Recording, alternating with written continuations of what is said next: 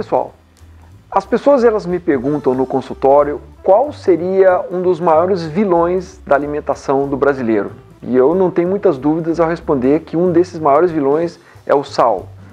O sal, ele é um elemento muito importante na nossa alimentação.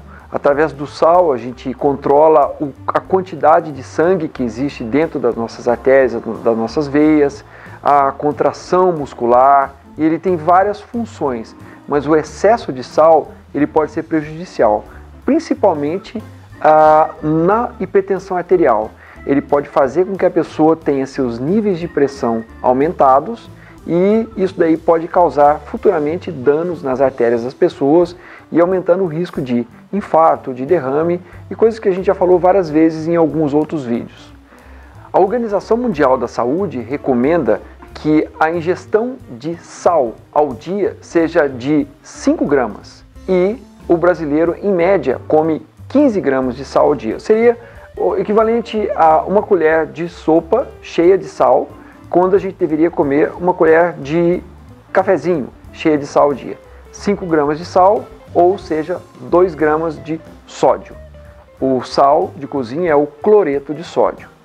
Existem vários outros tipos de sal que a gente encontra no nosso dia a dia. Um deles é o sal light. O sal light ele contém 50% a menos de sódio, porque ele é composto de cloreto de sódio e cloreto de potássio. Ele é uma estratégia boa para quem pretende diminuir a quantidade de sódio.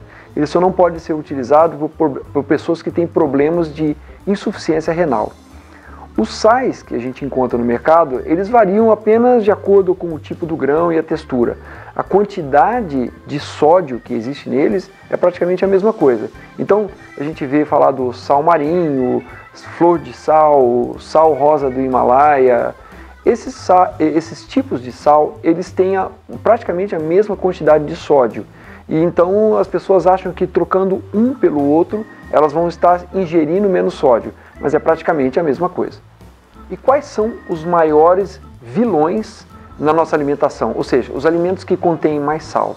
Vamos pensar assim, a maioria dos alimentos que são processados, para que eles durem bastante tempo, eles têm que conter uma quantidade de sal na sua elaboração. Então, por exemplo, todos os produtos empacotados, sopas, massas para bolo, salgadinhos, os produtos, os embutidos, mortadela, salsicha, salame, os queijos, comidas prontas como pizza, esses alimentos eles têm uma quantidade maior de sal. Não que a gente não deva comê-los, mas a gente tem que ter algumas estratégias para que a gente não ingira muito sal, ou seja, muito desses alimentos durante o dia. Ou seja, quanto mais alimentos frescos a gente ingerir, melhor, menos quantidade de sal a gente está ingerindo. Uma estratégia boa para se livrar um pouco do sal, ou para você dessensibilizar o paladar, se você é uma pessoa que ingere bastante sal, é gradativamente você começar a tirar o sal da tua dieta e substituir os temperos por o sal, né, no seu tempero por outros produtos, como por exemplo gengibre, tomilho, grão de mostarda, ervas, cebolinha, salsinha, um pouco de pimenta do reino e tal. Isso vai mudar um pouco do teu paladar e vai evitar que você tenha aquela vontade de ingerir bastante sal. Eu sempre lembro, o sal ele não deve ser banido da alimentação, mesmo por pessoas que sejam hipertensas. Mas ele deve ser controlado para que a sua ingestão seja a mais adequada possível. Então, se você está comendo bastante sal, dê uma pensada, porque isso daí pode ajudar você a controlar a sua pressão arterial e até um pouco de inchaço no seu corpo e você vai se sentir muito melhor.